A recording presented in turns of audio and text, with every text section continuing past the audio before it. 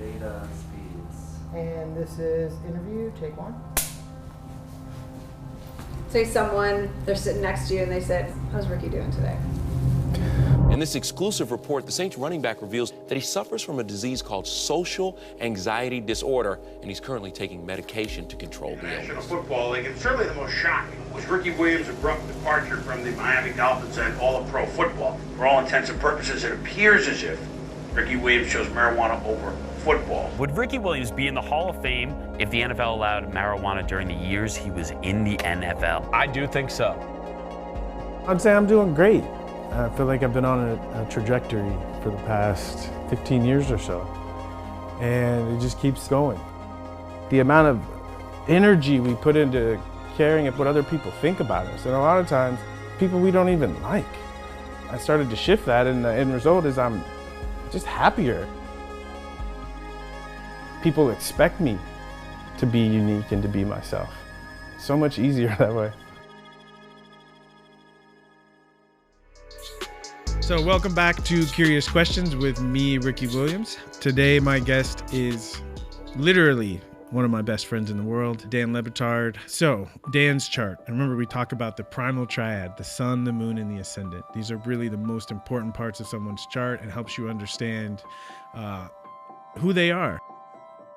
So I ended up walking away from football, but at the time I have no idea what I'm gonna do. And so I started traveling around the world. And I met a guy in Australia who gave me a book on Ayurveda. And I just soaked up this book because it just spoke to me. And I found that there's a school in Northern California. So I called them up and the semester was starting in like 2 weeks.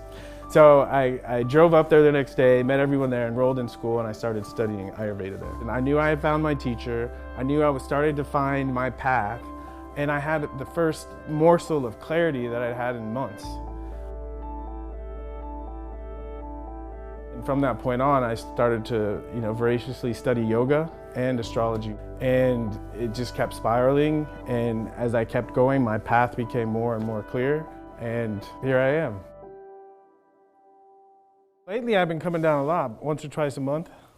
Check, because we launched the flower, so I had to come down and pick up my test samples. One thing that I really loved about Ricky was the authenticity of Ricky and how much, again, his passion for cannabis. And he surprised the hell out of me about how much he knew about cannabis. I'm used to when I walk into a room, people know who I am and connected to something, and I walk in these VCs and they might know who I am as a football player, and so I have to work harder to prove that I have what it takes to be a CEO, and that if they do invest in our company, that I'm not going to blow their money. The story that's compelling for me to tell is bringing cannabis and sports together. And I think growing up, they were separated. And in my personal experience, that separation played out in my life, where I found cannabis and saw that it improved the quality of my life, but it's a banned substance. What's up, man? How you doing? And I call it the Heisman because I won the Heisman Trophy when I was in college.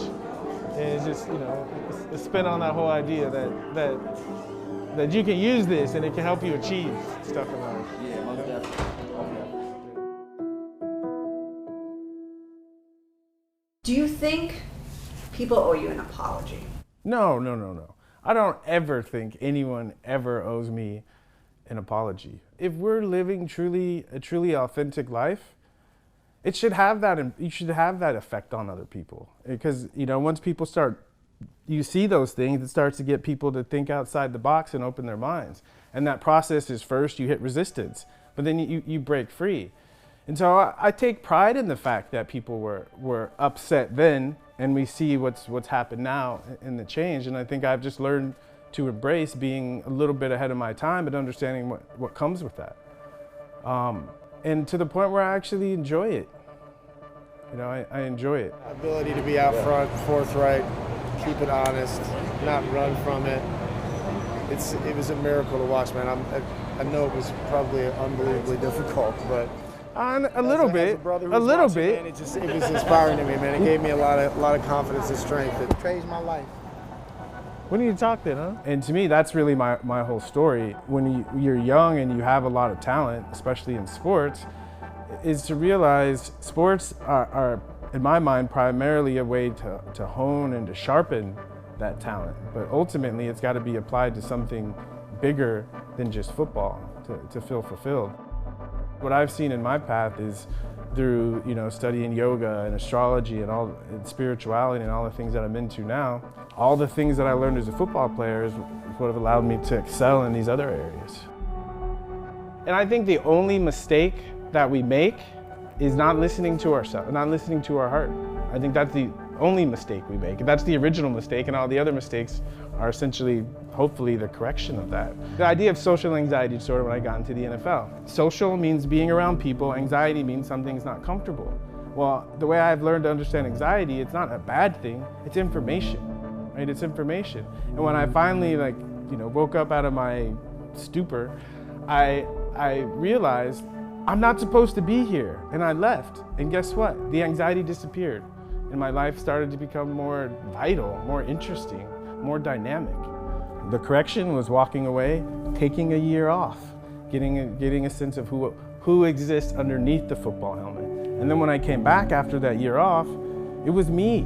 It was more me as a football player, and it wasn't how can I define myself by this role. It was how can I use football as a platform to do something bigger with my life.